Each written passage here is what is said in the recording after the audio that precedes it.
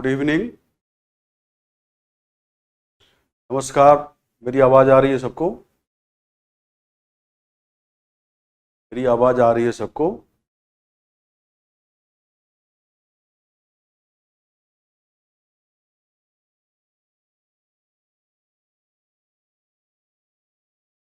मेरी आवाज़ सब तक आ रही है? नमस्कार नमस्कार, सबको मेरी आवाज़ आ रही है? यस, ये क्लास हिंदी की है, हिंदी ही बोलूँगा भाई, कोई अंग्रेजी नहीं बोलूँगा। ठीक है, चलो ठीक है। तो सबसे पहले आज की क्लास में हम क्या करने वाले हैं ये बता दूं। सबसे पहले हम बात करेंगे सिलेबस का, चैप्टर्स का, कौन सा इम्पॉर्टेंट है, ये सब हम बात करने वाले हैं। कितने क्वेश्चन तुम्हें करने चाहिए, ये सब हम बात करेंगे, राइट। तो स्टार्ट करते हैं। ठीक है, स्टार्ट करते हैं। ओके, तो स्टार्ट करते हैं हम आज की क्लास। सबसे पहले तो हम लोग जीएस पेपर 2 है, तो हम लोग CSAT civil services aptitude test भी बोलते हैं, right. Civil services aptitude test भी हम बोलते हैं इसको। हालांकि सिलेबस में इसमें मैथ्स है, रीजनिंग है और कॉम्प्रिहेंशन है, साथ में डिसीजन मेकिंग, इंटरपर्सनल स्किल, ये सब लिखा हुआ है। तो लेकिन अगर आप देखेंगे पिछले 5 साल के क्वेश्चन को, तो जनरली 3 एरिया से क्वेश्चन आता है, और वो एरिया है, पिछले 5 साल का क्वेश्चन देखोगे तो वो एरिया है, एक मैथ्स का मतलब गणित का एरिया है, रीजनिंग का एरिया है, और दूसरा रीडिंग कॉम्प्रिहेंशन।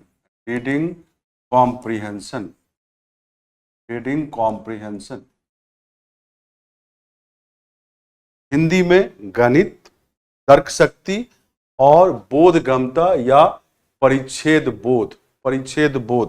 हिंदी में इसको गणित, तर्क शक्ति और परिच्छेद बोध, है ना।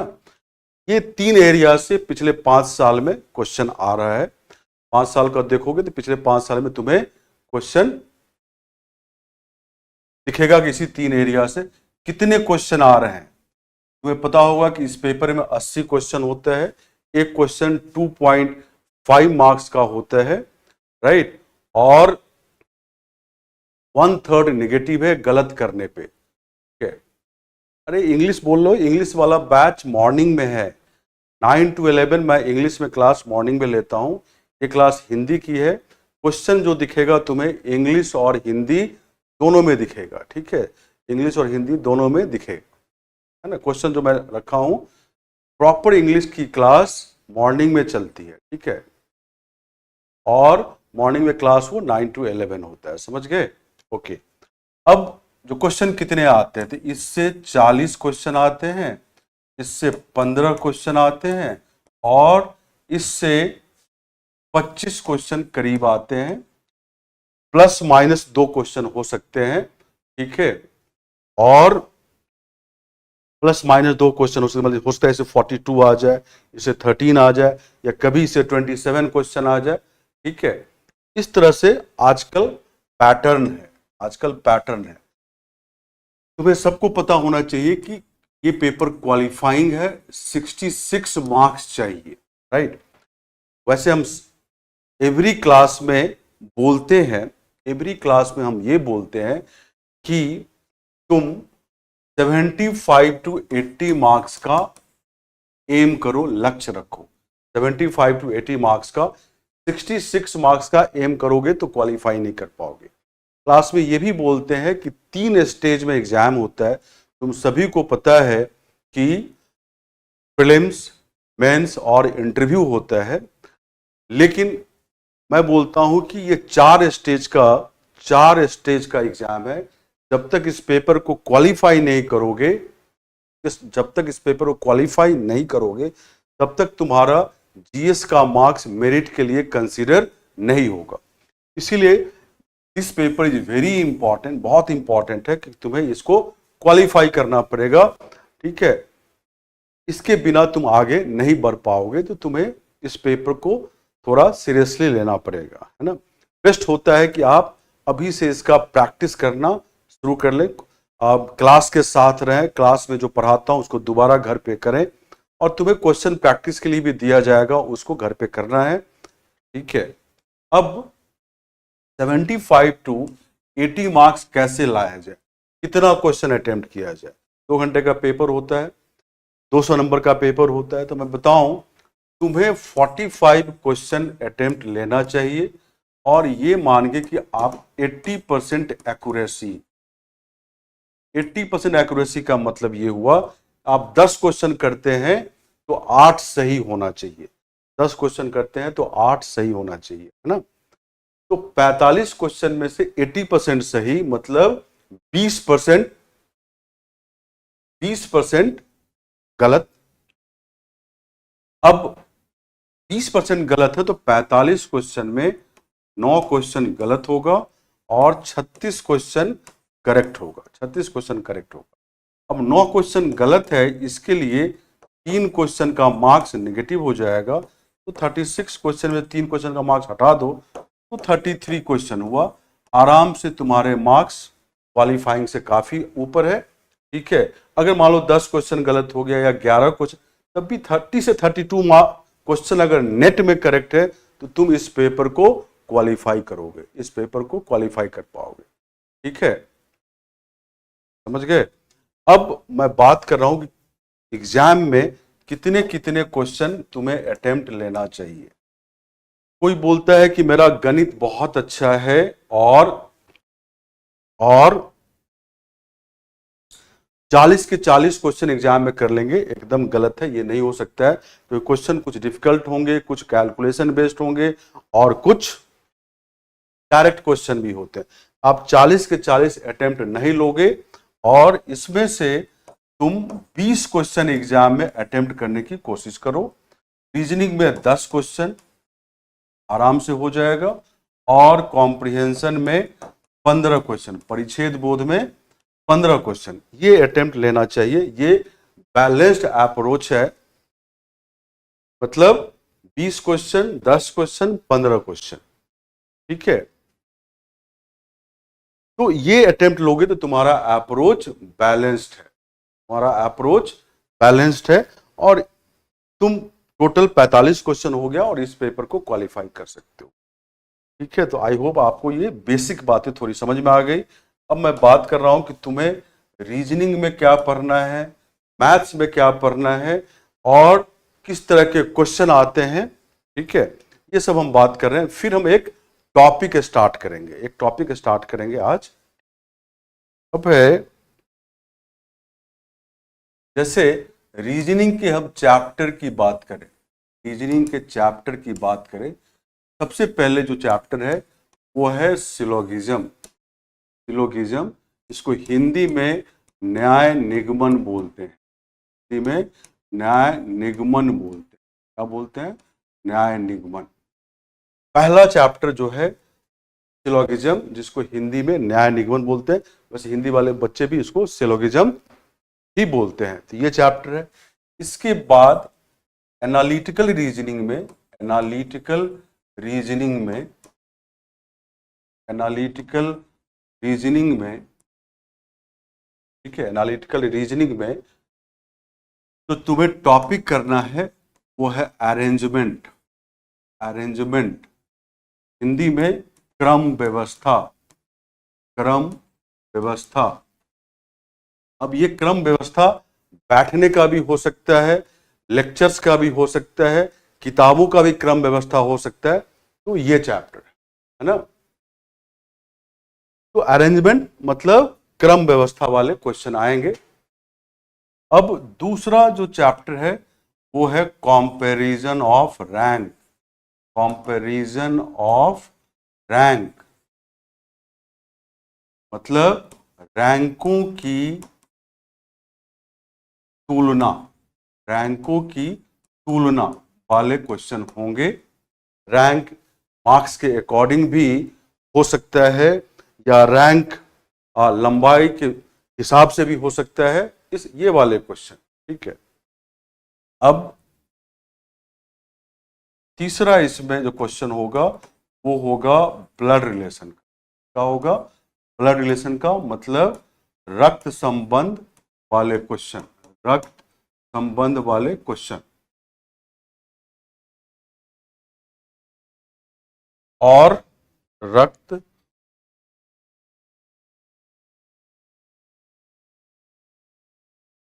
संबंध वाले क्वेश्चन ये होंगे। ठीक है। चौथा जो होगा वो पजल से क्वेश्चन होता है, पजल से, तो हिंदी में पहेली बोलते हैं। ये 4 चैप्टर है एनालिटिकल रीजनिंग का, क्रम व्यवस्था, रैंकों की तुलना, रक्त संबंध और पहेली, जिससे क्वेश्चन आएगा। राइट। इधर मैंने लिखा सिलोगिज्म, न्याय निगमन, है ना। मैं साथ साथ बोल भी रहा हूं न्याय निगमन, यहाँ पे क्रम व्यवस्था, रैंकों की तुलना, रक्त संबंध, पहेली। दिख रहा है सबको? ओके, विजिबल है। ठीक है। अब इसमें इंपॉर्टेंट कौन सा है? न्याय निगमन मतलब सिलोगिज्म, ये इंपॉर्टेंट चैप्टर है। 2-3 क्वेश्चन एग्जाम में आता ही आता है, और 2-3 क्वेश्चन एग्जाम में आएगा ही आएगा। हालांकि 2023 में इससे कोई भी क्वेश्चन नहीं पूछा गया, लेकिन उससे पहले 2-3 क्वेश्चन आते रहेंगे। यहां पे जो इंपॉर्टेंट है वो अरेंजमेंट है, क्रम व्यवस्था वाले तो क्वेश्चन होंगे इंपॉर्टेंट है, और अगला जो है वो पहेली वाले क्वेश्चन इंपॉर्टेंट है। तो यहां पे जो मैंने सामने लिखा है इसमें न्याय निगमन और अरेंजमेंट, क्रम व्यवस्था और पहेली वाले क्वेश्चन, ठीक है, ये इंपॉर्टेंट है। ये 3 चैप्टर इंपॉर्टेंट, क्यों इंपॉर्टेंट बोल रहा हूं कि एवरी टाइम इससे क्वेश्चन आता है। बाकी क्वेश्चन अनइम्पॉर्टेंट नहीं है, बाकी चैप्टर अनइम्पॉर्टेंट है, उससे 2 साल 3 साल पे क्वेश्चन आता है। ठीक है। ओके, अब हम आगे बढ़ते हैं। चलो मैं ब्लैक से लिख के देखता हूं, ज्यादा बेटर दिखेगा हो सकता है। आगे अब रीजनिंग में एक होता है general mental ability, general mental ability, जिसको शॉर्ट में हम लोग बोलते हैं जीएमए। जीएमए हिंदी में बोलते हैं इसको सामान्य बुद्धि परीक्षण, जिसके क्वेश्चन आते हैं सामान्य बुद्धि परीक्षण, इसके क्वेश्चन आएंगे। सबसे पहला जो चैप्टर इसमें है वो है क्लॉक, घड़ी वाले क्वेश्चन, क्लॉक घड़ी वाले क्वेश्चन। दूसरा है कैलेंडर, दूसरा है कैलेंडर, कैलेंडर वाले क्वेश्चन, कैलेंडर वाले क्वेश्चन। तीसरा आएगा क्यूब एंड डाइस, मतलब धन एवं पासा, धन एवं पासा वाले क्वेश्चन होंगे। ठीक है। और नेक्स्ट होगा cube and cuboid, cube and cuboid chapter है, तो हिंदी में बोलते हैं घन एवं घनाभ। ठीक है। अब अगला जो चैप्टर है वो है इसमें coding and decoding, and decoding, coding and decoding, Hindi में भी कोडिंग डिकोडिंग ही बोलते हैं। नेक्स्ट है सीरीज, मतलब श्रृंखला वाले क्वेश्चन, संख्या का श्रृंखला या इंग्लिश अल्फाबेट का श्रृंखला। ठीक है, ये क्वेश्चन आएंगे। फिर हमारे पास जो क्वेश्चन आएगा वो आएगा डायरेक्शन सेंस, डायरेक्शन सेंस से, डायरेक्शन सेंस से को हम लोग दिशा निर्देश बोलते हैं। क्या बोलते हैं? दिशा निर्देश,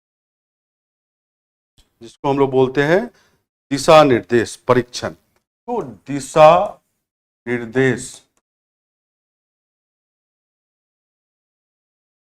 इसके क्वेश्चन होंगे डायरेक्शन सेंस के। फिर होगा inserting, the missing number, inserting the missing number मतलब लुप्त संख्या ज्ञात करना, लुप्त संख्या ज्ञात करना।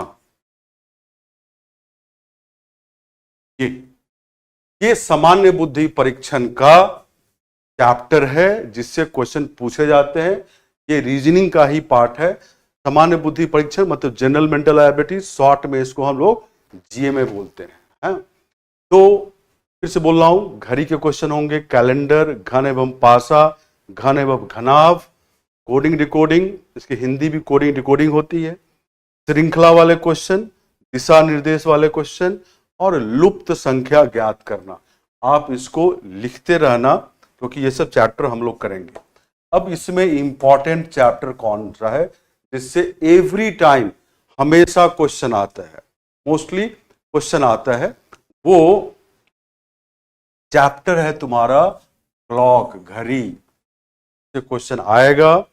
कैलेंडर से क्वेश्चन हमेशा आता है। कोडिंग डिकोडिंग, सीरीज, ये जो चैप्टर है 4, इससे क्वेश्चन एवरी टाइम आते हैं। ठीक है, तो घड़ी, कैलेंडर, कोडिंग डिकोडिंग और श्रृंखला, ये 4 चैप्टर इंपॉर्टेंट है जिससे एवरी टाइम क्वेश्चन आता है। वैसे कभी कभी डायरेक्शन सेंस से भी क्वेश्चन आ जाता है। इस बार घनाभ से 2 क्वेश्चन आ गए थे बहुत दिनों के बाद। ठीक है, मैं अंग्रेजी और हिंदी दोनों में लिख रहा हूं तुम लोगों के लिए, तो आप उसी हिसाब से देखते रहें। ठीक है, तो ये सब चैप्टर है जो रेड से मार्क किया वो इंपॉर्टेंट चैप्टर है। आई होप सब लिख लिए हो। सब लोग लिख लिए तो आप बोलो हाँ लिख लिए। लुप्त संख्या मतलब मिसिंग नंबर पता करना। ठीक है, मिसिंग नंबर पता करना, सब लिख लिए। ठीक है,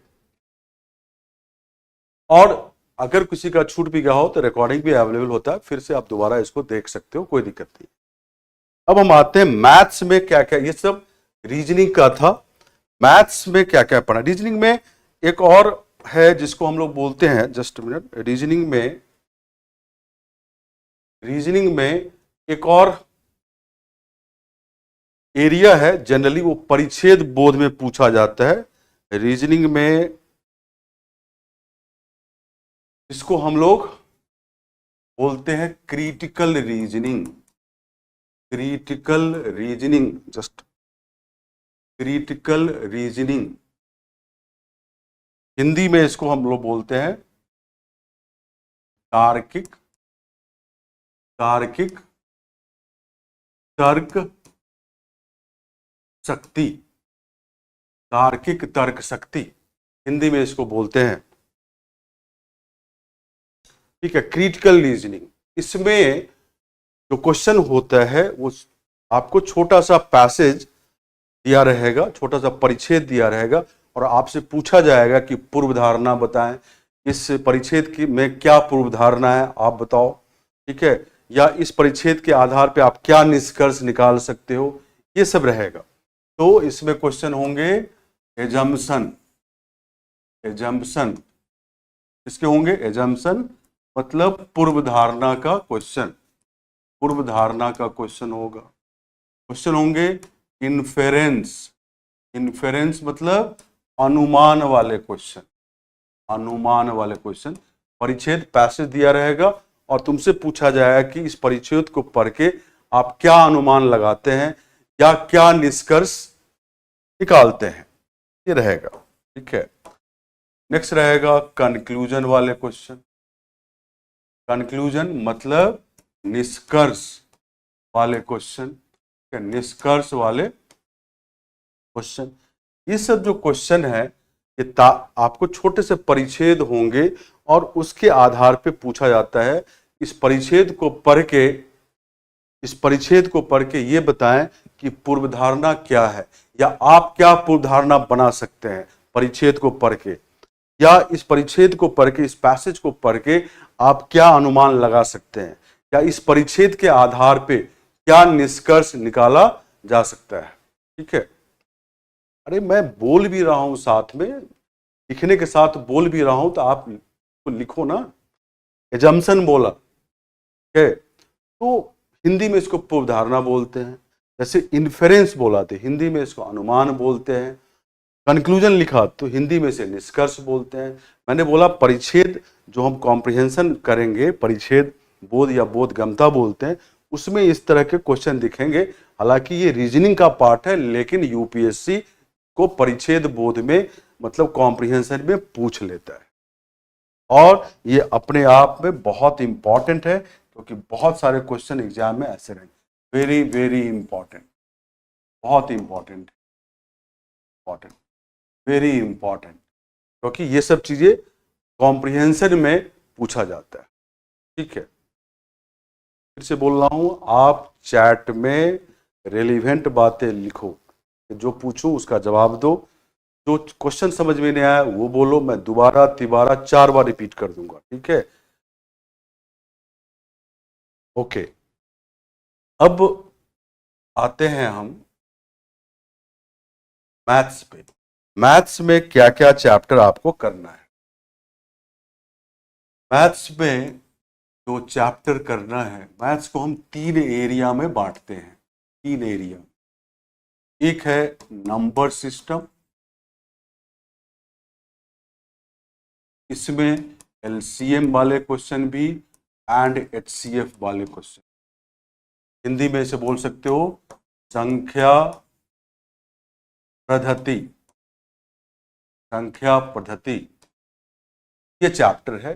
very very important chapter, very very important chapter. ठीक है, और के बाद दूसरा एरिया है permutation, permutation and combination, and combination, permutation and combination.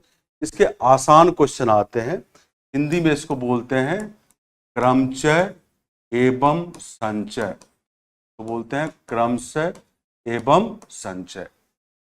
ठीक है, तो मैंने बोला एक एरिया है नंबर सिस्टम, एलसीएम एचसीएफ, संख्या पद्धति हिंदी में बोलते हैं, परमुटेशन एंड कॉम्बिनेशन के बेसिक क्वेश्चन आते हैं, तो हिंदी में क्रमचय एवं संचय बोलते हैं। और फिर है जनरल रिथमेटिक, मतलब हिंदी में इसको बोलते हैं सामान्य अंक गणित, अंक गणित, सामान्य अंक गणित। इसके चैप्टर्स हैं, जैसे चैप्टर है प्रतिशत, प्रतिशत। ठीक है, के बाद लाभ हानि एवं बट्टा। ठीक है, इंग्लिश में मैं लिख रहा हूं परसेंटेज, प्रॉफिट लॉस डिस्काउंट। ठीक है, एक और यहां पे मैं लिख रहा हूं ब्याज, साधारण ब्याज और चक्रवृद्धि ब्याज, ब्याज यहां पे लिख रहा हूं मैं इंटरेस्ट, इंटरेस्ट। तो सामान्य अंक गणित में प्रतिशत, लाभ हानि एवं बट्टा, ब्याज, अंग्रेजी में परसेंटेज, पीएलडी मतलब profit loss discount and interest, ब्याज। ये हुआ सामान्य अंक गणित के चैप्टर हम बता रहे हैं। फिर है इसके बाद average and allegation, average and allegation, Hindi में इसको बोलते हैं औसत एवं मिश्रण, औसत एवं मिश्रण, औसत एवं मिश्रण। ठीक है, तो क्या लिखा, एवरेज एंड एलिगेशन, हिंदी में बोलते हैं औसत एवं मिश्रण, ये 2 चैप्टर होते हैं। ठीक है, औसत एवं मिश्रण। अब इसके बाद जो है इसमें चैप्टर, मैं इधर अगले पेज पे लिख रहा हूं, पहले इसको लिख लो सब लोग, पहले इसको लिख लो। जो चैप्टर आ रहे हैं मैं लिख रहा हूं, इसमें इसके जो क्वेश्चन आते हैं बाकी एग्जाम से डिफरेंट आते हैं। चैप्टर पढ़ने से कुछ नहीं होगा, इसके क्वेश्चन का जो लेवल होता है बहुत अच्छा होता है। ठीक है, अब अगले पेज पे मैं लिख रहा हूं सामान्य अंक गणित के चैप्टर, जो है वो है नेक्स्ट रेशियो एंड प्रोपोर्शन और इसका एप्लीकेशन। रेशियो एंड प्रोपोर्शन और इसका एप्लीकेशन मतलब अनुपात एवं समानुपात, अनुपात एवं समानुपात। रेशियो एंड प्रोपोर्शन, अनुपात एवं समानुपात और इसका एप्लीकेशन भी। फिर है चैप्टर, इसको बोलते हैं समय, दूरी एवं चाल। समय, दूरी एवं चाल, इंग्लिश में इसको बोलते हैं TSD शॉर्ट में, time speed and distance. Time speed and distance, ठीक है। समय, दूरी एवं चाल, ठीक है। इस समय, दूरी एवं चाल में ट्रेन वाले क्वेश्चन, नाव एवं धारा वाले क्वेश्चन, सर्कुलर मोशन, दौड़ वाले क्वेश्चन, सब इसी में हम लोग पढ़ेंगे। ये 4-5 चैप्टर का मिश्रण है। ओके, अब है नेक्स्ट है चैप्टर समय एवं, या इसको बोलो कार्य, basically time and work. Time and work, समय एवं कार्य के, या कार्य एवं समय, जो भी बोल लो। ये जो चैप्टर समय एवं कार्य है, इसमें हम लोग नल एवं टंकी वाले भी क्वेश्चन करेंगे, वेतन वाले भी क्वेश्चन करेंगे। ये सब इस चैप्टर के अंदर ही आएगा। ये जितने भी चैप्टर हमने लिखा वो सब अंक गणित के चैप्टर लिखे। अब मैं बात कर रहा हूं कौन कौन से इंपॉर्टेंट है। मैं सबको बता दूं, ये सब चैप्टर बाकी एग्जाम में भी आता है, बट यूपीएससी का अपना लेवल होता है। यूपीएससी कभी भी डायरेक्ट क्वेश्चन नहीं पूछता है जिसमें आप फॉर्मूला लगा के बना लोगे। आपको समझो इस चीज को थोड़ा सीरियसली। ये पेपर जो है, ये आपको हमेशा, इस पेपर में यूपीएससी आपको नया क्वेश्चन देगा जो आपका देखा हुआ जनरली नहीं रहेगा। ये चाहता है कि आप फ्रेश सोचो, एग्जाम हॉल में सोचो। आपकी लॉजिकल एबिलिटी बहुत अच्छी होनी चाहिए, आपकी सोचने की शक्ति बहुत अच्छी होनी चाहिए। थिंकिंग एबिलिटी को चेक करता है, ठीक है। तो वो नया नया सिचुएशन देता है, नया नया प्रॉब्लम देता है, समझ गए। तो ये प्रॉब्लम जो होगा बाकी एग्जाम के प्रॉब्लम से काफी डिफरेंट होने वाला है। तो अब मैं इंपॉर्टेंट चैप्टर की बात कर रहा हूं। इसी में इंपॉर्टेंट जो मैथ्स में है, सबसे important, very very important, number system, क्रमचय एवं संचय। नंबर सिस्टम इतना ही इंपॉर्टेंट है, इस बार करीब 25 से 26 क्वेश्चन इसी से पूछा गया है, और इससे पूछा गया है 8 से 9 क्वेश्चन इस बार 2023 में, समझ गए। तो 25 से 26 क्वेश्चन इससे और 8 से 9 क्वेश्चन इससे पूछा गया है। तो क्योंकि नंबर सिस्टम से बहुत क्वेश्चन पूछा गया और इससे बहुत क्वेश्चन पूछा गया, तो ये थोड़ा डिफिकल्ट था, लोगों को लगा, ठीक है। नंबर सिस्टम क्वेश्चन हमेशा नया होता है, इसके लिए हमेशा आपको फ्रेश सोचना पड़ेगा, आपको अपनी लॉजिकल एबिलिटी इंप्रूव करनी पड़ेगी, तभी इसके क्वेश्चन को कर पाएंगे। बहुत कम ही इसमें डायरेक्ट क्वेश्चन होते हैं। इसी तरह क्रमचय एंड संचय में भी, क्रमचय एवं संचय में भी आपको बहुत लॉजिकल एबिलिटी इंप्रूव करनी पड़ेगी, जिससे आप इसके क्वेश्चन कर पाएंगे। जोक से पार्ट, जोक से पार्ट, ये 2 चैप्टर वेरी इंपॉर्टेंट है और इसको बहुत अच्छे से करना पड़ेगा। बहुत सारे टाइम इस दोनों चैप्टर पर आपको डिवोट करना पड़ेगा। जो परसेंटेज है, हालांकि जो सामान्य अंकगणित है, इस बार एग्जाम में बहुत ज्यादा क्वेश्चन इससे नहीं आया है। 1-2 ही क्वेश्चन आया है, डायरेक्ट क्वेश्चन आया है, बाकी कुछ इनडायरेक्ट क्वेश्चन आया है। जो इंपॉर्टेंट चैप्टर है पिछले वर्षों के आधार पे, सबसे पहला और बेसिक चैप्टर प्रतिशत है, फिर औसत है। बेसिक चैप्टर है बट इससे क्वेश्चन खूब पूछता है यूपीएससी। और यहां पे मैं लिख रहा हूं अनुपात एवं समानुपात। ये 3 चैप्टर, फिर मैं पीछे देख लो, प्रतिशत, औसत, ये बेसिक चैप्टर है बट यूपीएससी बहुत क्वेश्चन पूछता है, और अनुपात एवं समानुपात और उसके एप्लीकेशन। होप आप समझ गए और सबने लिख भी लिया होगा, लिख भी लिया होगा। लिख लिए सब लोग? अभी तक सबको समझ में आ रहा है चीजें जो मैं बता रहा हूं? जो भी लिख रहे हो इसमें सीजीएल लेवल और बैंक लेवल उन सब के लेवल से बहुत ऊपर होता है, समझ रहे हो? तो अपनी क्वालिटी थोड़ा इंप्रूव करो, ठीक है? उसके लेवल से बहुत ऊपर का क्वेश्चन आता है, ठीक है? तो उस चक्कर में मत रहना। ओके, तो सब लोगों ने लिख लिया। अब मैं बताऊं क्वेश्चन किस तरह का पूछा जाता है। तो क्वेश्चन 3 तरह का आप देखोगे। क्वेश्चन का टाइप जो होगा, एक होगा डायरेक्ट क्वेश्चन। क्या होगा? Direct question. ऐसे क्वेश्चन जो हो सकता है जिसमें तुम फॉर्मूला यूज कर पाओ, हो सकता है कि तुम फॉर्मूला यूज कर पाओ, तो बोलते हैं डायरेक्ट क्वेश्चन। प्रोबेबिलिटी, प्रायिकता से क्वेश्चन नहीं आता है। आई रिपीट, प्रोबेबिलिटी जिसे हिंदी में प्रायिकता बोलते हैं, उससे क्वेश्चन नहीं आता है, ठीक है? तो डायरेक्ट क्वेश्चन जिसमें आप फॉर्मूले लगा सकते हो, ठीक है? ऐसे थोड़े बहुत क्वेश्चन होंगे। फिर statement based question. Statement based question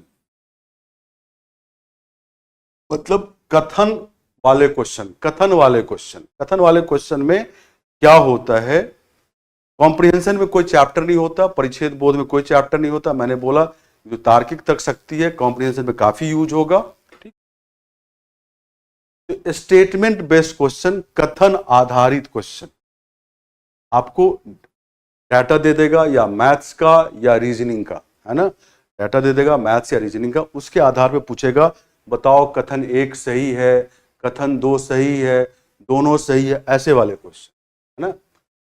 और नेक्स्ट जो क्वेश्चन होता है तो बोलते हैं डाटा सफिशिएंसी। डाटा सफिशिएंसी मतलब हिंदी में बोलते हैं आंकड़ों की पर्याप्तता। आंकड़ों की पर्याप्तता, ये वाले क्वेश्चन। एक और है डाटा इंटरप्रिटेशन, इसको शॉर्ट में डीआई बोलते हैं। इससे क्वेश्चन आजकल नहीं पूछा जा रहा है। आंकड़ा विश्लेषण से क्वेश्चन नहीं पूछा जा रहा है आजकल, ठीक है?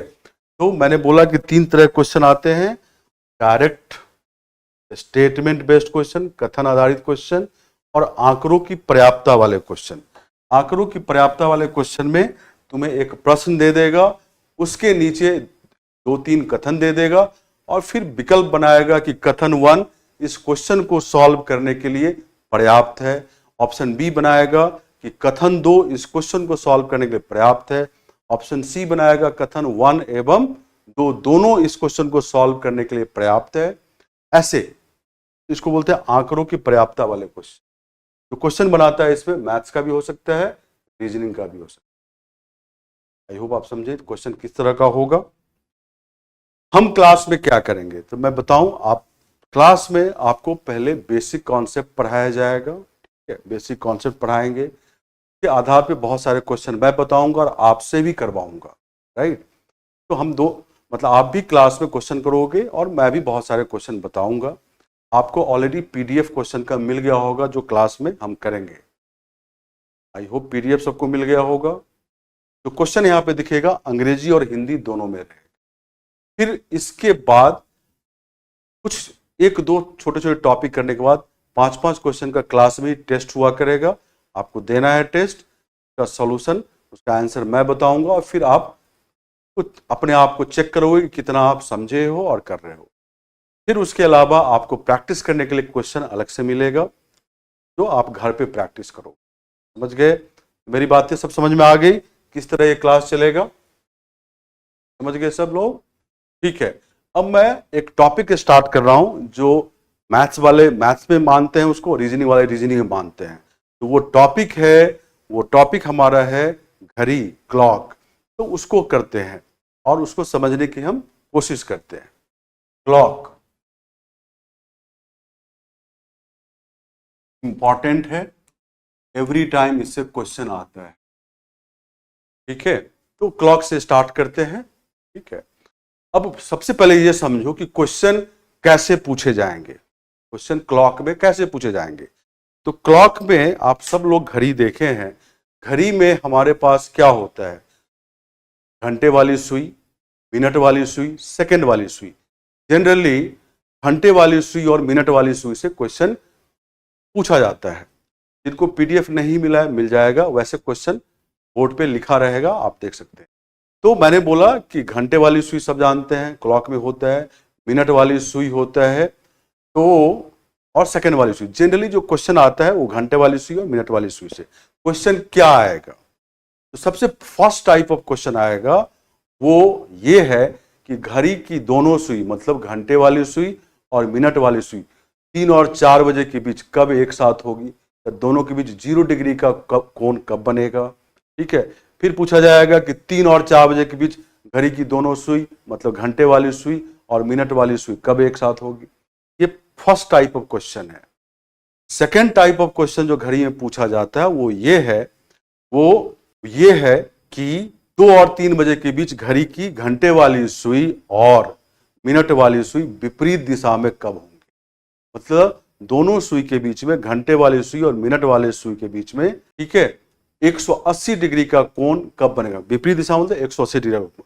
अरे इंटरेस्ट, ब्याज में कंपाउंड इंटरेस्ट, सिंपल इंटरेस्ट दोनों आता है भाई, लिखवाया हूं, कराऊंगा। जो भी रिक्वायरमेंट है इस एग्जाम के लिए, जो भी क्वालिफाई करने की जरूरत है, उससे ज्यादा कराऊंगा, कम नहीं कराऊंगा। ठीक है, आप घबराएं मत। तो मैं बता रहा हूं, पहला बताया कि घड़ी की दोनों सुई, घंटे वाली सुई और मिनट वाली सुई कब कब एक साथ रहेगी, उसके क्वेश्चन होंगे। घड़ी की घंटे वाली सुई, मिनट वाली सुई विपरीत दिशा में कब होंगे, उसके क्वेश्चन होंगे। तीसरा क्वेश्चन ये पूछा जाएगा कि बताओ 2 और 3 बजे के बीच घड़ी के घंटे वाली सुई में और मिनट वाली सुई में 30 डिग्री का कब कोण बनेगा, 90 डिग्री का कब कोण बनेगा। ठीक है, ये सब पूछा जाएगा। Third type of question. Fourth type of question, जब तुमसे आंसर पूछा जाए तभी बताना। आप लोग अनइंपॉर्टेंट चैट मत भेजो, इससे थोड़ा डिस्टरबेंस होता है, आप समझो इस बात को। यहाँ पे चैट बहुत सारे आते रहते हैं, ठीक है, तो आप थोड़ा सोच समझ के चैट में कुछ भी लिखा करो। इससे क्या होगा कि रेलिवेंट चैट भी छूट जाएगा, आपके प्रॉब्लम को मैं समझ नहीं पाऊंगा। ठीक है, ये समझे आप। So please right relevant chat, irrelevant मत लिखो। ठीक है, तो आपको फायदा नहीं होगा, आपके प्रॉब्लम को मैं समझ नहीं पाऊंगा। मैं बहुत ही बेसिक से पढ़ाऊंगा, आपको सब चीज समझाने की कोशिश करूंगा, है ना। लेकिन आप ऐसे ही कुछ कुछ लिखोगे तो कोई उससे क्या फायदा, कुछ नहीं फायदा होने वाला है ना। मुझे लगता है मेरी बात आपको, आप सब लोग यूपीएससी की तैयारी करते हो, उतनी मैच्योरिटी होना चाहिए। बहुत ही स्लो पढ़ाऊंगा, आपको आपसे पूछूंगा, ठीक है, फिर कोई प्रॉब्लम होगा फिर उसको दोबारा बताऊंगा। बट आप रेलिवेंट चैट भेजेंगे तब, इरेलीवेंट चैट मैं देखता भी नहीं हूं। ठीक है, तो मैं बोला कि घड़ी में फर्स्ट टाइप ऑफ क्वेश्चन क्या होगा।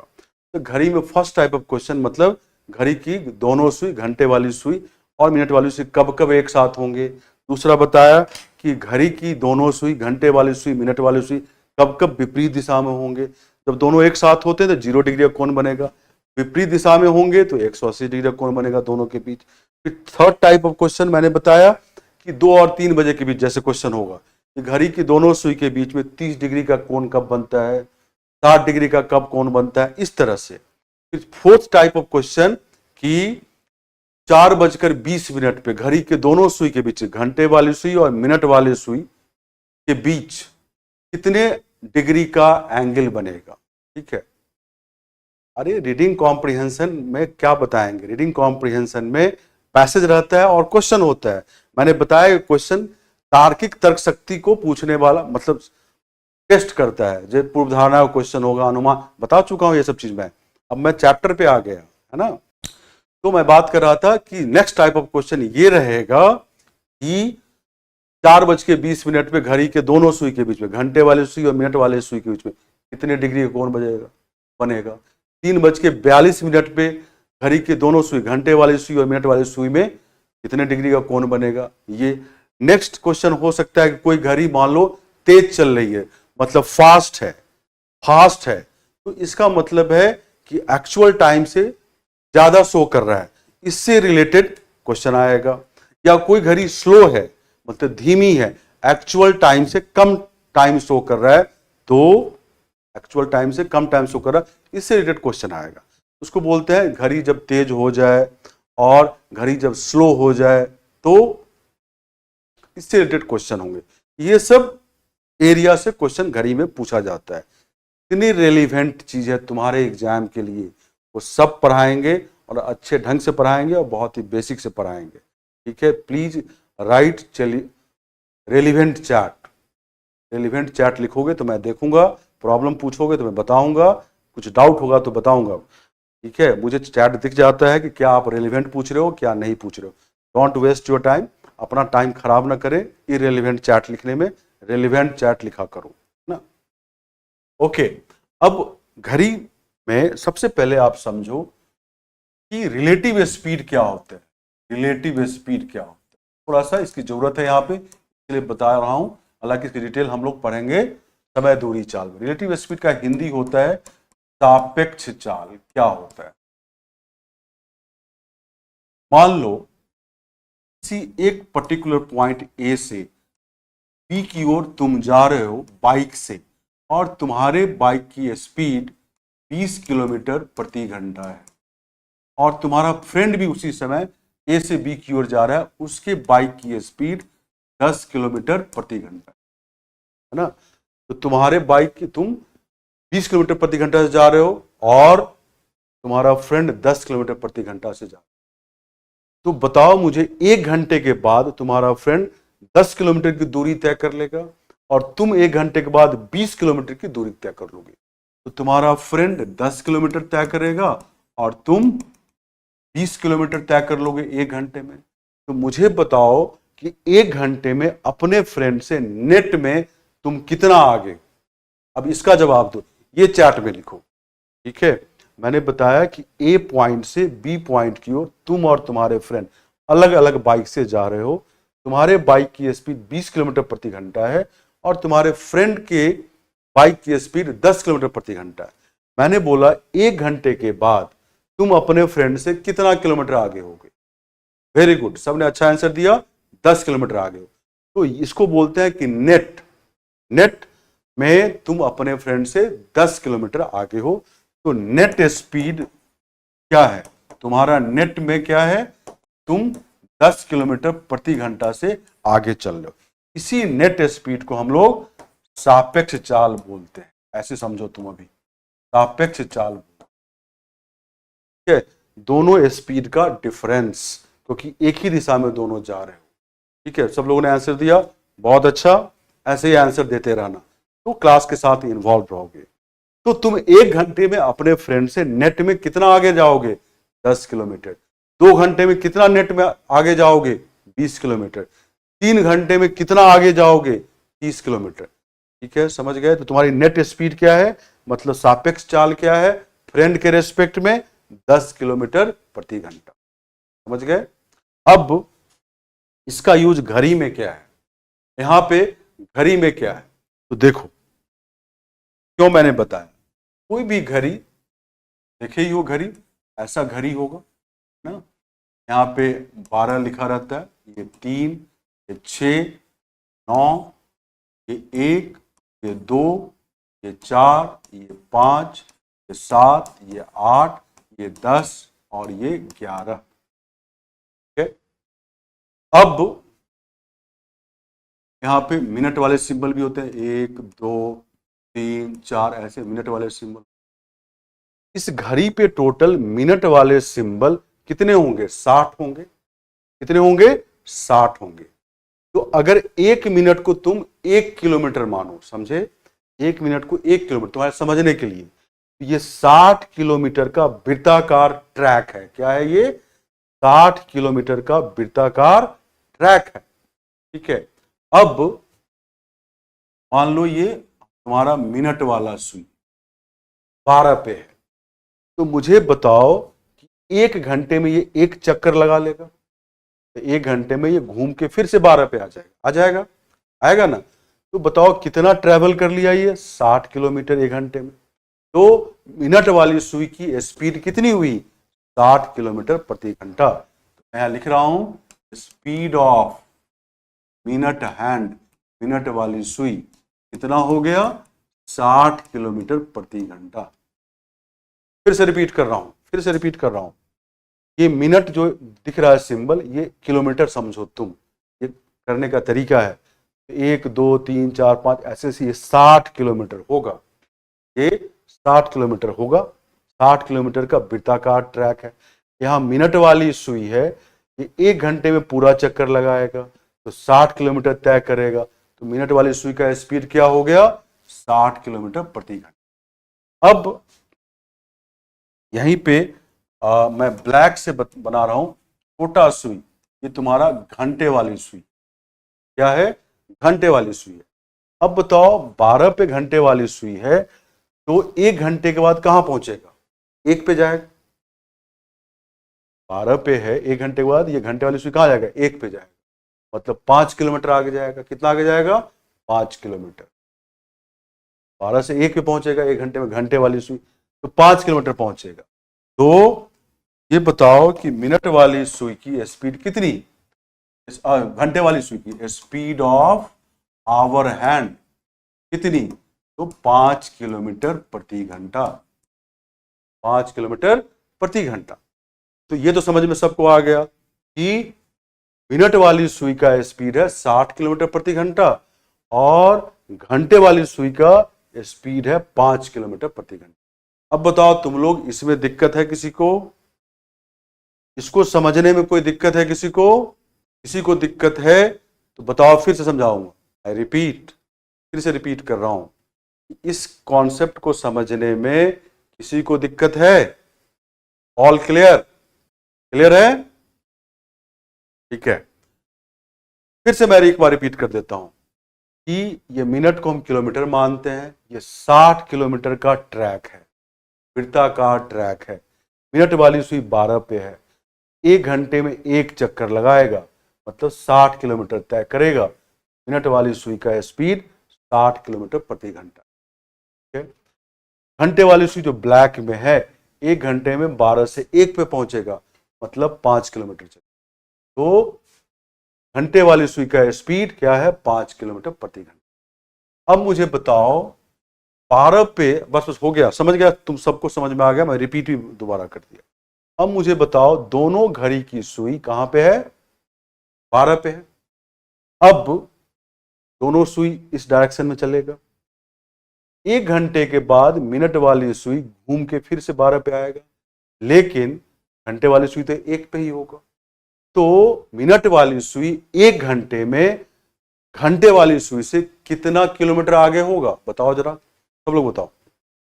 मिनट वाली सुई 1 घंटे के बाद घंटे वाली सुई से कितना आगे होगा किलोमीटर में? सब लोग बताएं। मैंने बोला 12 पे दोनों सुई है, 1 घंटे के बाद मिनट वाली सुई घूम के 12 पे आएगा, लेकिन घंटे वाली सुई तो 1 पे होगा। तो मिनट वाली सुई घंटे वाली सुई से कितना किलोमीटर आगे होगा? 55 किलोमीटर। वेरी गुड, सबने बहुत अच्छा आंसर दिया, बहुत अच्छा लग रहा है। तो नेट स्पीड क्या होगा? नेट स्पीड किसका? मिनट हैंड का क्या होगा बताओ? 55 किलोमीटर प्रति घंटा। 60 में से 5 को माइनस कर लो, तो इसका मतलब हुआ कि प्रति घंटा मिनट वाली सुई कितना किलोमीटर गेन करता रहेगा? 55 किलोमीटर। किसके रेस्पेक्ट में? तो घंटे वाली सुई के रेस्पेक्ट में। क्लियर है सबको? इसमें कोई डाउट है? ये हमेशा कांस्टेंट रहेगा 55 किलोमीटर प्रति घंटा, मतलब मिनट वाली सुई हमेशा 1 घंटे में घंटे वाली सुई से 55 किलोमीटर आगे रहेगा, ये कांस्टेंट रहेगा। सबको समझ में आ गया? नेट जो स्पीड होगा मिनट हैंड का, नेट क्यों बोला? क्योंकि घंटे वाली सुई से कितना आगे रहेगा प्रति घंटा? तो 55 किलोमीटर। सबको सही से समझ में आ गया? All clear? क्लियर है सबको? वेरी गुड, बहुत अच्छा रिस्पॉन्स कर रहे हो। अब देखो बहुत ही मीनिंगफुल चैट तुम लोग लिख रहे हो, समझ गए? अब देखो मैं दूसरे कलर से लिख रहा हूं, ब्लू कलर से। देखो कुछ समय के बाद मिनट घंटे वाली सुई यहां पे आएगा, मिनट वाली सुई इससे आगे निकलते हुए, क्योंकि ये वृत्ताकार है, घूम के फिर से मिनट वाली घंटे वाली सुई के साथ आ जाएगा। ठीक है, मैंने बोला कि घंटे वाली सुई भी चल रहा है, मिनट वाली सुई भी चल रहा है, लेकिन मिनट वाली सुई घंटे वाली सुई से आगे हो जाए। आगे होगा तो आगे तो नहीं चला जाएगा क्योंकि वृत्ताकार है, तो वो घूम के फिर से घंटे वाले सुई को ओवरटेक कर लेगा। समझ रहे हो? ओवरटेक करेगा मतलब मिनट वाली सुई घंटे वाली सुई से एक वृत्त आगे है। एक वृत्त आगे है मतलब 60 किलोमीटर आगे है। ठीक है, तो 12 से चला, मिनट वाली सुई आगे निकला और फिर घूम के ओवरटेक कर लिया घंटे वाले सुई को। मतलब कितना नेट में गेन कर लिया? तो एक वृत्त मतलब 60 किलोमीटर। तो मिनट वाली सुई अगर 60 किलोमीटर नेट में गेन कर लेगा तो घंटे वाली सुई को ओवरटेक कर लेगा, है ना। अब 60 किलोमीटर के लिए मिनट वाली सुई को गेन करना पड़ेगा घंटे वाली सुई को मिलने के लिए। अब मिनट वाली सुई इस 60 किलोमीटर को तय करेगा किस नेट स्पीड से? 55 किलोमीटर प्रति घंटा। तो समय कितना लगेगा बताओ? तो दूरी बटे चाल, तो 60 बटे 55 इतने घंटे लग जाएंगे। 60 बटे 55 घंटे लग जाएंगे मिनट वाली सुई को फिर से घंटे वाली सुई को ओवरटेक करने में। 60 को 55 से क्यों डिवाइड किया? क्योंकि 60 किलोमीटर नेट में मिनट वाले को ट्रेवल करना पड़ेगा घंटे वाले सुई से मिलने के लिए। समझ गए? और ये 60 मतलब एक सर्किल हुआ। एक सर्किल तो 60 ही किलोमीटर है ना ये, इसलिए ओके। और वो 60 उसको गेन करना पड़ेगा। ठीक है, और गेन करेगा नेट स्पीड से। समय क्या होता है? दूरी बटे चाल, 60 बटे नेट स्पीड। इतने घंटे लग जाएंगे। 5 से इसको डिवाइड करो 12 और ये आया 11, तो 12 बटे 11 घंटे लग जाएंगे। अब इसको हम मिनट में चेंज करते हैं। एक घंटा में कितना मिनट होता है? 60 मिनट। इस 60 से गुना कर दो तो 12 गुने 60 बटे 11 मिनट, और ये क्या हो गया? ये होगा 720 बटे 11 मिनट। तो मिनट वाली सुई को 720 बटे 11 मिनट लगेगा घंटे वाली सुई को ओवरटेक करने में। अब 720 बटे 11 को तुम मिक्स्ड फ्रैक्शन में बदल सकते हो। कैसे? तो 720 को 11 से डिवाइड करोगे, 11 6 जा 66, 6 बचा 60, 55, यहाँ शेष बच गया 5। कैसे मिक्स फ्रैक्शन में लिखेंगे?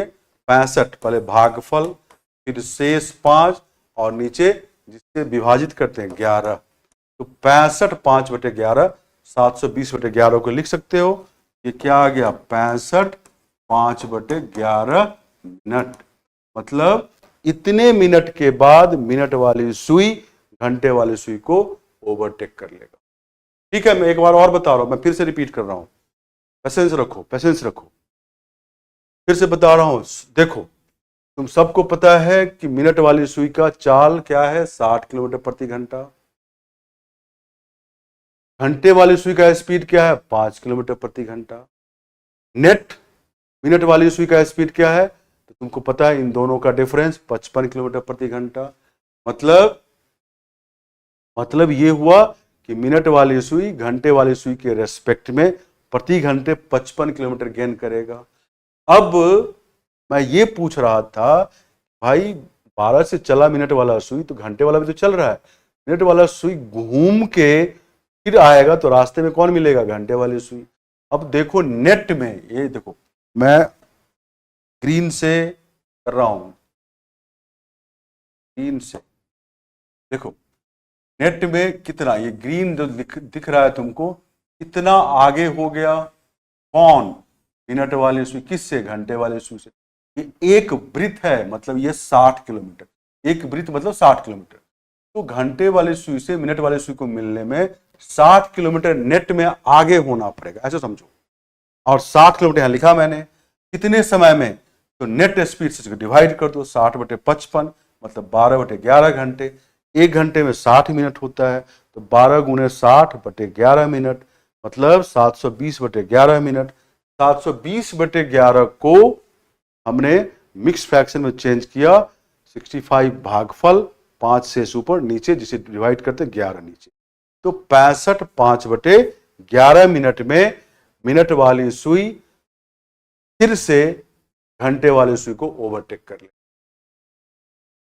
ठीक है, तो समझ गए? देखो इसको, आई होप सब लोग समझ गए होंगे। आवर वाला 12 पे है तो 1 घंटे में 12 से 1 जाएगा, मतलब 5 किलोमीटर। समझ गए? तो आवर हैंड घंटे वाली सुई की स्पीड 5 किलोमीटर प्रति घंटा होगी। तो क्लियर है सबको? अरे इंग्लिश मीडियम का बैच मॉर्निंग 9 to 11 होता है। जिनको इंग्लिश में पढ़ना है वो 9 to 11 में आके पढ़ लो, कोई दिक्कत नहीं है। मैं ही पढ़ाता हूं उसमें, मैं ही पढ़ाता हूं। समझ गए सब लोग? वेरी गुड, बहुत अच्छा तुम लोग पढ़ रहे हो, बहुत अच्छा जवाब भी दे रहे हो, बहुत अच्छा लग रहा है कि अब आप लोग सब सीरियस हो गए। ठीक है, तो मैं ऐसे ही पढ़ाऊंगा और धीरे धीरे पढ़ाऊंगा जो आपको समझ में आना चाहिए। नहीं समझ में आएगा तो पूछो, फिर बार बार बताऊंगा। ठीक है, तो आप सब इस पेपर को इजीली क्वालिफाई कर जाओगे। अब हम एक क्वेश्चन तुम्हें बता रहे हैं। एक क्वेश्चन, कौन सा क्वेश्चन बता रहे हैं? तो वैसा क्वेश्चन जहां पे घड़ी की दोनों सुई एक साथ। नेट स्पीड का मतलब मैंने बताया, ममता, तुम्हारे बाइक की स्पीड, तुम स्कूटी से जा रही हो, मान लो तुम्हारे बाइक की स्पीड 20 किलोमीटर प्रति घंटा है और तुम्हारे दोस्त की स्पीड 10 किलोमीटर प्रति घंटा है। दोनों एक साथ एक ही दिशा में गए तो तुम 1 घंटे में अपने दोस्त से कितना आगे हो गए? कितना आगे हो गए? 10 किलोमीटर, क्योंकि तुम तो 20 किलोमीटर तय कर चुके हो और तुम्हारी दोस्त 10 किलोमीटर तय कर चुकी है। तो तुम उस दोस्त से कितना आगे हो? 10 किलोमीटर आगे हो। तो नेट स्पीड क्या हुआ? 20 - 10 मतलब 10 किलोमीटर प्रति घंटा। उसी तरह यहां पे मिनट वाली सुई की स्पीड 60 किलोमीटर प्रति घंटा है, घंटे वाली सुई की स्पीड 5 किलोमीटर प्रति घंटा है। दोनों एक ही दिशा में जा रहे हैं। तो नेट में मिनट वाली सुई घंटे वाली सुई से कितना आगे? 60 - 5 मतलब 55 किलोमीटर प्रति घंटा। कितने प्रति घंटा? 55 किलोमीटर नेट में आगे होता रहेगा। क्लियर है? ठीक है, आगे बढ़ते हैं। एक क्वेश्चन बता रहा हूं मैं। क्वेश्चन ये है, अब ये क्वेश्चन अंग्रेजी में भी है और हिंदी में भी है और तुम्हारे पास पीडीएफ भी है। ठीक है, अब क्या है क्वेश्चन, ये मैं बताऊंगा, आप समझो। क्वेश्चन है 2 और 3 बजे के बीच किस समय घड़ी की दोनों सुइयां एक साथ होंगी? ना, 2 और 3 बजे के बीच लिखा हुआ, 2 और 3 बजे के बीच किस समय घड़ी की दोनों सुइयां एक साथ होगी? मतलब बिटवीन 2 and 3 घड़ी की दोनों सुइयां एक साथ कब होगी? और ये ऑप्शन लिखा हुआ। अब ये मैं बता रहा हूं, देखो कैसे। तो एक घड़ी बनाओ, बना लिया। ये 12 है, ये 3 है, ये 6 है और ये 9 है। ये 1 है, ये 2 है, ये 4 है, ये 5 है, ये 7 है, ये 8 है, ये 10 है और ये 11 है। देखो, तुम्हें अभी लॉजिकली चीजों को सीखना है, कुछ भी नहीं रटना है। ठीक है, अरे हिंदी में ही लिखा हूं, 12 और 1 में हिंदी में लिखने क्या है? ठीक है, अब समझो कि कैसे करेंगे। क्या पूछा? 2 और 3 बजे के बीच किस समय घड़ी की दोनों सुइयां एक साथ होंगी? तो पहले 2 बजे देखो घड़ी की दोनों सुइयां कहां पे है। तो यहां पे क्या होगा? मिनट वाली सुई और ये छोटा वाला क्या होगा? घंटे वाली सुई, है ना। ये मिनट वाली सुई, ये घंटे वाली सुई, छोटा वाला। तो ठीक 2 बजे, ठीक 2 बजे हमारी मिनट की सुई ये है और ये घंटे की सुई है। तुम बताओ कि ये जो मिनट वाली सुई है घंटे वाली सुई से कितने किलोमीटर पीछे है? 10 किलोमीटर, 5 और 5 10 किलोमीटर पीछे है। 10 किलोमीटर पीछे है। इस मिनट वाली सुई को घंटे वाली सुई को मिलने के लिए 10 किलोमीटर चलना पड़ेगा, गेन करना पड़ेगा, तभी तो 10 किलोमीटर ज्यादा चलेगा घंटे वाली सुई से, तभी तो मिलेगा। ओवरटेक करना है तो मिनट वाली सुई को 10 किलोमीटर कवर करना पड़ेगा, नेट में चलना पड़ेगा। मतलब घंटे वाली सुई भी चल रहा है तो नेट में अगर घंटे वाली सुई से 10 किलोमीटर ज्यादा चल गया वो 7 हो जाएगा, है ना। तो 10 किलोमीटर गेन करना पड़ेगा। तो यहां लिख रहा हूं मैं, मिनट वाली सुई को, मिनट वाली सुई को, मिनट हैंड को गेन करना पड़ेगा कितना? 10 किलोमीटर। किसको? मिनट वाली सुई को घंटे वाली सुई को ओवरटेक करने के लिए, मतलब मिलने के लिए। गेन कर इसलिए बोला क्योंकि घंटे वाली सुई चल रहा है, उसको 10 किलोमीटर घंटे वाली सुई से ज्यादा चलना है, तभी तो 7 होगा। अब ये 10 किलोमीटर गेन करना है, ठीक है। तो मिनट वाली सुई नेट स्पीड से, नेट स्पीड क्या है मिनट वाली सुई का? घंटे वाली सुई के रेस्पेक्ट में 55 किलोमीटर प्रति घंटा। तो नेट स्पीड से 10 किलोमीटर कवर करना है, तो 10 को नेट स्पीड 55 से डिवाइड कर दो, इतने घंटे लगेंगे। 5 2 जा 5 11 टाइम, 2/11 घंटे आए। 2/11 को मिनट में चेंज कर दो, तो 2 गुना 60 120/11 मिनट। इसको मिक्स फ्रैक्शन में बदलोगे तो ये आएगा 10 10/11। इतना मिनट लगेगा 2 बजे के बाद। तो क्या टाइम होगा? 2 10 10/11। इस टाइम पे घड़ी की दोनों सुई एक साथ होगी। तो क्या आंसर है? ये। क्या आंसर है? ये। देखो इसको और समझो। फिर से बोल रहा हूं, फिर से मैं रिपीट कर रहा हूं। फिर से क्या रिपीट कर रहा हूं? 2 और 3 बजे के बीच, ठीक 2 बजे घड़ी की मिनट वाली सुई है, ये घंटे वाली सुई है। मिनट वाली सुई 10 किलोमीटर पीछे है। मिनट वाली सुई को घंटे वाली सुई को साथ होना है, मतलब ओवरटेक करना है, मिलना है। मिनट वाली सुई को नेट में 10 किलोमीटर चलना पड़ेगा, है ना। तो नेट में 10 किलोमीटर कवर करना मतलब गेन करना है, किसके रेस्पेक्ट में? घंटे वाली सुई के। तो 10 किलोमीटर गेन करेगा किससे? सापेक्ष चाल से, मतलब नेट स्पीड से। तो 10 को 55 से भाग दे दो, 2/11 घंटे। मिनट में चेंज करो तो 60 से मल्टीप्लाई करो, 60 गुना 2 120/11 मिनट। 120/11 को मिक्स्ड फ्रैक्शन में बदलोगे तो 10 10/11। इतने मिनट के बाद मिनट वाली सुई और घंटे वाली सुई एक साथ होंगे। तो ये क्या आ गया? 2 10 10/11। बहुत लोगों को सकता है दिक्कत हो, 120 को 11 से डिवाइड करोगे, 11 1 जा 11, यहाँ आया 1, डिवाइड नहीं कर पाओगे, यहाँ 0, ये 0 नीचे आ गया, 10 10/11 ये लिख दिया। तो क्या हुआ? 2 10 10/11। मैंने देखा है बहुत लोगों ने सही आंसर दिया था, बहुत अच्छा। अब इसको देखो, 55 नेट स्पीड है, बता चुका हूं कितनी बार। अब आप इसको देखो और मुझे बताओ कोई दिक्कत है तो। हाँ, नेट स्पीड लगाना पड़ेगा। नेट क्यों? क्योंकि घड़ी भी, घंटे वाली सुई तो चल रही है और मिनट वाली भी सुई भी चल रही है। घड़ी जो घंटे वाली सुई है 5 किलोमीटर प्रति घंटे, ये 60 किलोमीटर प्रति घंटे। 1 घंटे में नेट में तो 55 किलोमीटर ही चल रहा है ना मिनट वाली सुई। ये बता चुकी है, पीछे तो बताया था। क्लियर है? अगर क्लियर है तो मैं अगला क्वेश्चन तुम ही से पूछूंगा। वेरी गुड, सब वो क्लियर है। नेट स्पीड हमेशा 55 किलोमीटर प्रति घंटे ही रहेगी, ठीक है? ओके, अब अगला क्वेश्चन तुम लोग करो, ये तुम लोगों को करना है। बनाओ, क्या आंसर होगा बताओ। ये क्वेश्चन तुम लोगों को करना है, अपना समय आराम से करो, कोई जल्दीबाजी नहीं है। 7 और 8 बजे के बीच किस समय घड़ी की दोनों सुइयां एक साथ होंगी? अभी करवाऊंगा, तब जब तुमसे नहीं बनेगा तो बताऊंगा इसको। सब लोग बनाओ, सब लोग बनाएं। वेरी गुड, बहुत लोगों का सही आंसर आ रहा है, सबका आंसर मैं देख रहा हूं। सब लोग बनाएं, गलत या सही आपको बनाना है, सबको बनाना है। गलत हो कोई बात नहीं, आप सब कोशिश करें। चलिए, मुझे लगता है सब लोगों ने कोशिश कर लिया है और ये देख के खुशी हो रही है कि 99% बच्चों का आंसर करेक्ट है और वो आंसर है C. C is the right answer. C is the right answer. अब मैं ये बता रहा हूं जिनका नहीं बना, आप देखें, ठीक है? तो एक घड़ी बना लेते हैं फिर से। 12 3 6 9, ये 1 है, ये 2 है, 4 है, ये 5 है, 7 है, ये 8 है, ये 10 है और ये 11 है। क्या है यहाँ पे? 7 और 8 बजे के बीच।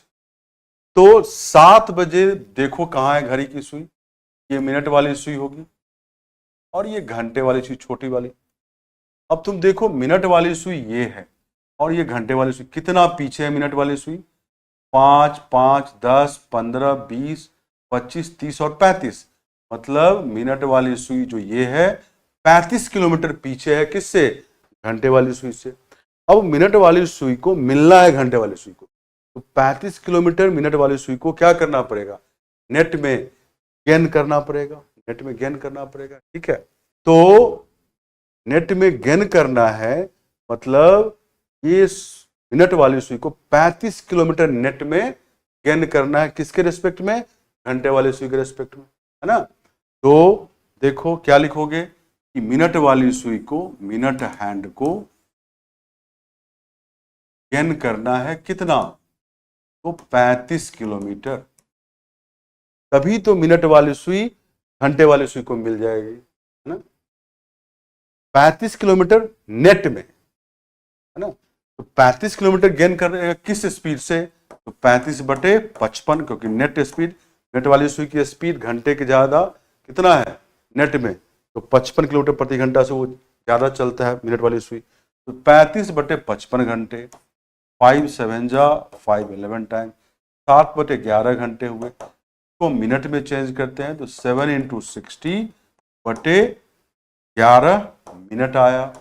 ये क्या आएगा, 420/11 मिनट।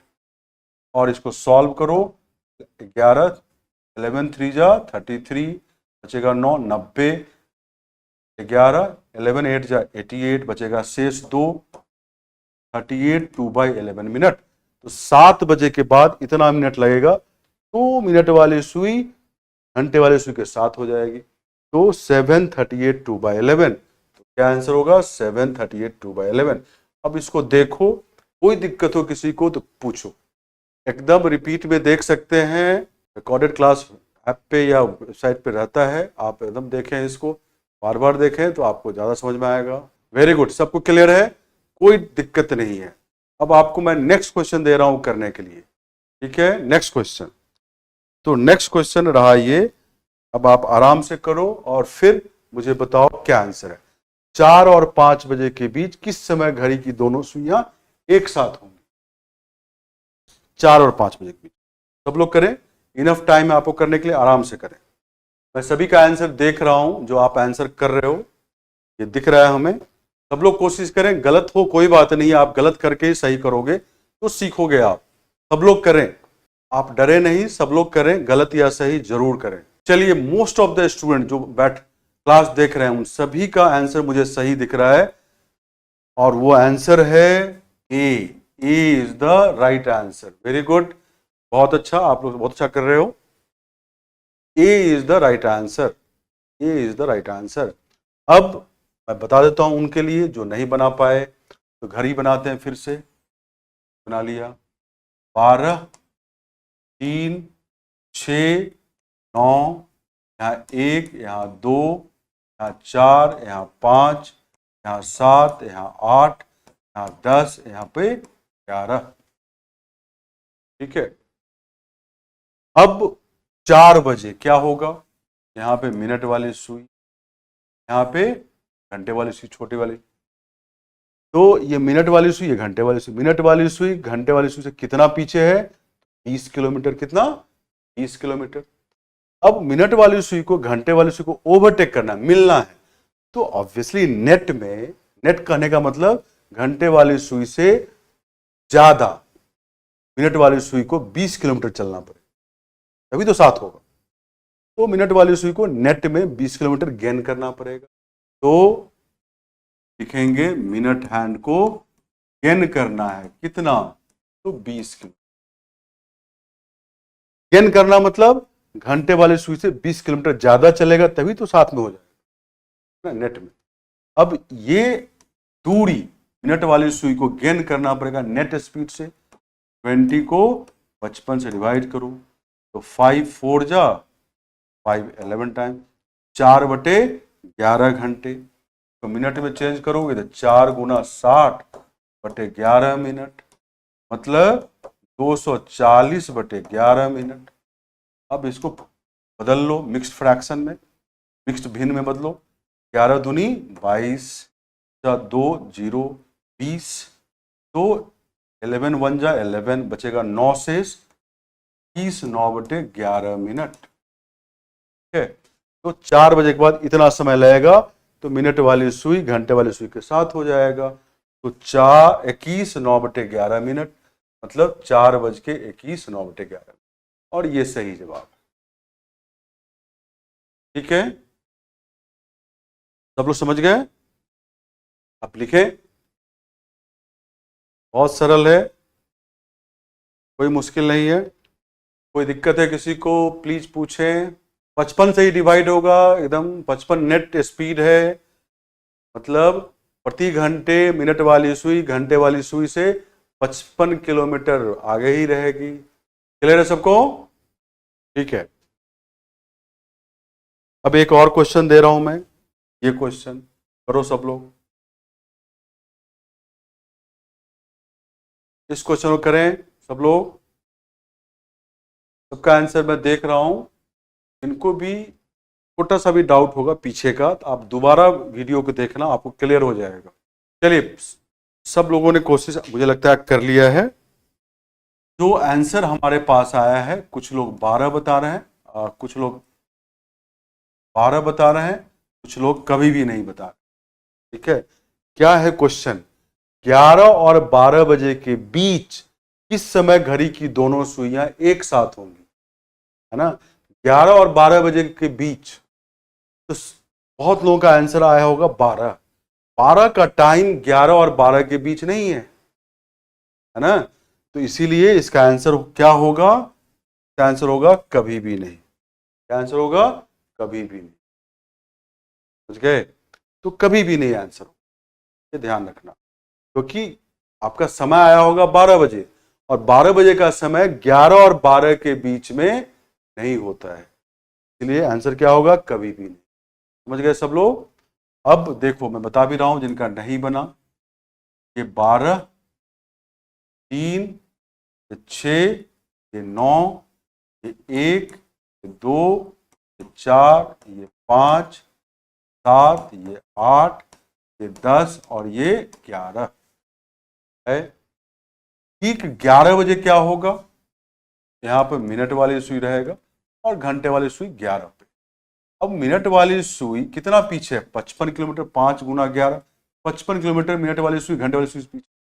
तो नेट में मिनट वाली सुई 55 किलोमीटर गेन करेगा घंटे वाली सुई से, तभी तो 7 होगा। तो यहाँ पे मिनट हैंड को कितना गेन करना है? तो 55 किलोमीटर नेट स्पीड से। 55 को 55 से ही डिवाइड करेंगे, घंटे मतलब 1 घंटे लगेंगे। अब 11 में 1 जोड़ोगे तो 12 का टाइम आ जाएगा, बट 12 का टाइम 11 और 12 के बीच में नहीं है ना, इसीलिए आंसर हुआ कभी भी नहीं। ठीक है, सबको समझ गए? क्लियर है सबको? अब मैं तुम्हें बताऊं कि 11, ये समझो, 11 और 12 बजे के बीच घड़ी की दोनों सुई कभी साथ नहीं होगी, और 12 और 1 के बीच भी घड़ी की दोनों सुई कभी साथ नहीं होगी। लेकिन 11 और 1 के बीच ठीक 12 बजे घड़ी की दोनों सुई एक साथ होगी।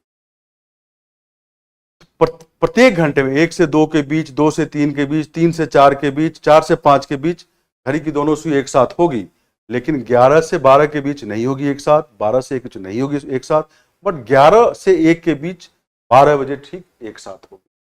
तो आप लिख लो ये चीज, सब लोग लिखें 11 और 12 बजे के बीच। लिखो सब लोग, चैट में लिखना बंद करो और लिखो कॉपी में 11 और 12 बजे के बीच और 12 और 1 बजे के बीच। फिर से बोल रहा हूं, 11 और 12 बजे के बीच और 12 और 1 बजे के बीच घड़ी की दोनों सुई, मतलब घंटे वाली सुई और मिनट वाली सुई, घड़ी की दोनों सुई कभी भी साथ नहीं होंगी, मतलब उन दोनों के बीच 0 डिग्री का कोण नहीं बनेगा। ठीक है, लेकिन 11 और 1 बजे के बीच, लिख लो, लेकिन 11 और 1 बजे के बीच घड़ी की दोनों सुई ठीक 12 बजे एक साथ होगी। फिर से बोल रहा हूं, 11 और 1 बजे के बीच घड़ी की दोनों सुई ठीक 12 बजे एक साथ हो। तो मैंने क्या बोला? प्रत्येक घंटे में 1 से 2, 2 से 3, 3 से 4 घड़ी की दोनों सुई एक बार मिलेगी, लेकिन 11 और 12 के बीच नहीं मिलेगी, 12 और 1 के बीच नहीं मिलेगी, बट 11 और 1 के बीच में ठीक 12 बजे मिलेगी। इस 2 घंटे में एक ही बार मिलेगी, वो 12 बजे। तुमसे क्वेश्चन पूछा जाए कि 12 घंटे में घड़ी की दोनों सुई कितनी बार एक साथ मिलती है, तो क्या आंसर बताओगे? फिर से पूछ रहा हूं क्वेश्चन, 12 घंटे में घड़ी की दोनों सुई कितनी बार एक साथ मिलेगी? बताओ। वेरी गुड विवेक, मैंने पूछा कि 12 घंटे में घड़ी की दोनों सुई कितनी बार एक साथ मिलेगी। बहुत अच्छा, बहुत अच्छा, 11 बार। सब लोग लिख लो, 12 घंटे में घड़ी की दोनों सुई 11 बार एक साथ मिलती है। तो लिखो, जो 10 लिख रहे हो गलत लिख रहे हो, क्योंकि 1 से लेके 11 तक 10 बार मिलेगी और 11 से 1 तक 1 बार मिलेगी। 11 बार हो गई। फिर से बोल रहा हूं, 1 से लेके 11 तक 10 बार मिलेगी, हर एक घंटे में 1 बार, और 11 से 1 में 1 ही बार मिलेगी। ठीक है, तो 11 बार। तो 12 घंटे में घड़ी की दोनों सुई 11 बार मिलती है। और 24 घंटे में कितनी बार? तो 22 बार। 24 घंटे में कितनी बार? तो 22 बार। ठीक है, लिख लो सब लोग, 12 घंटे में घड़ी की दोनों सुई 11 बार मिलती है और 24 घंटे में 22 बार। 24 घंटे में 22 बार। ये क्वेश्चन डायरेक्ट एग्जाम में आता है तो तुम्हें याद रहना चाहिए। ठीक है, मैंने क्या बोला? 12 घंटे में 11 बार मिलेगी दोनों घड़ी की सुई और 24 घंटे में 22 बार। ये डायरेक्ट क्वेश्चन आता है एग्जाम में। ठीक है, तो मजा आया? आज की क्लास में यहीं पे रोक रहा हूं। मजा आया सबको? समझ में आया? तो मैं ऐसे ही पढ़ाऊंगा और धीरे धीरे पढ़ाऊंगा जो आप सबको समझ में आता रहे। ठीक है, मजा आया सबको? मैं कोशिश करूंगा कि आप लोगों का लॉजिकल एबिलिटी, थिंकिंग सुधर जाए, बढ़िया सोचने लगे आप। ठीक है, very good, thank you, good night. कल मिलेंगे फिर इसी समय पे।